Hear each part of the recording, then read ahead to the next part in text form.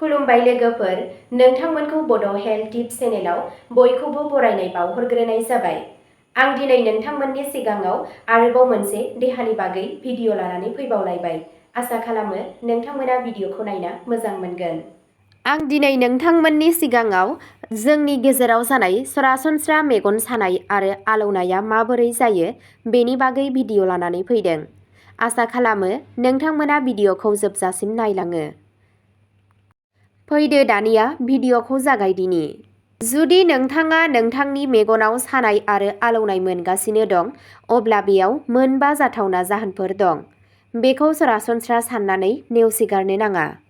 जुदि नोंथाङा गले गले मेगन सानायजों मोगा-मोगि जायो, अब्ला बेखौ सरासनस्रा साननानै नेवसिगारनो नाङा। बेनि गुबुन जाहोनफोरखौबो मिथिनानै ला। मेगना जोंनि देहानि मोनसे गोनांथार बाहागो आरो जेब्ला बेयाव सानाय एबा आलौनाय जायो, अब्ला बेयो जिंगासिनायनि जाहोन जानो हागौ। मेगन सानाया बायदि बायदि जाहोनफोरनि थाखाय जानो हागौ, जायफोरनि गेजेराव माखासेया सरासनस्रा आरो माखासेया गोब्राब जानो हागौ। जुदि बे जेंनाया सोलिबाय थायो एबा लैखोनफोरा गोब्राब, अब्ला सासे रोंग'साजों सुबुरुन लानाया साबसिन जायो। नांगौ रोखोम जोथोन आरो थि समाव फाहामथाय होयोब्ला मेगनखौ गोग्गो लाखिनो हायो। जुदि नोंथाङाबो सम-सम मेगननि आलौनाय आरो सानायजों जेंनायाव गोग्लैयो, अब्ला बेखौ सरासनस्रा साननानै नेवसिगारनो नाङा। बेनि गुबुन जाहोनफोरखौबो मिथिना ला। दानिया फैदो मेगन सानाय आरो आलौनायनि मोनबा जाथावना जाहोनफोरनि बागै सावरायदिनि।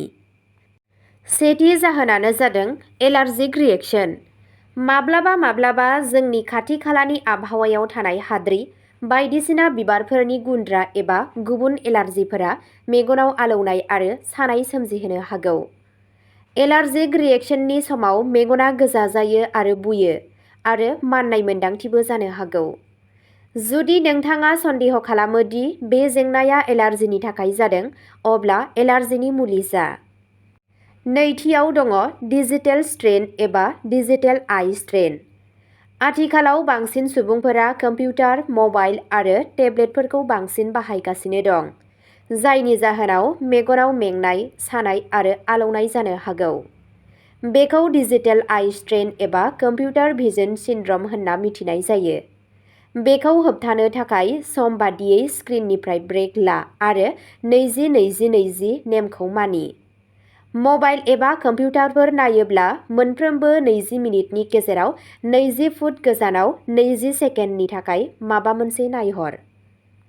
थामथि जाहोनाव दङ गोरान मेगन एबा ड्राइ आइ। जेब्ला मेगनाव थोजासे मोदै गैया जायो, अब्ला बेयो गोरान जानो हागौ, जायनि जाहोनाव सानाय आरो आलौनाय जानो हागौ। बे जेंनाया गोबां समावनो एयार कन्दिसनिं, हिटिं एबा गोबाव सम स्क्रिन नायनायनि जाहोनाव जायो। गोरान मेगनखौ फाहामनो थाखाय आर्टिफिसियेल मोदै बाहायनो हायो। ब्रैथि जाहोनाव दङ सन्देरग्रा बेरामफोर। माखासे सन्देरग्रा बेरामफोर जेरै कनजंक्टिभाइटिस एबा मेगननि गोजा जानाय, इउभाइटिस एबा मेगननि सिङाव बुनाय, मेगनाव सानाय आरो आलौनाय सोमजिहोनो हागौ।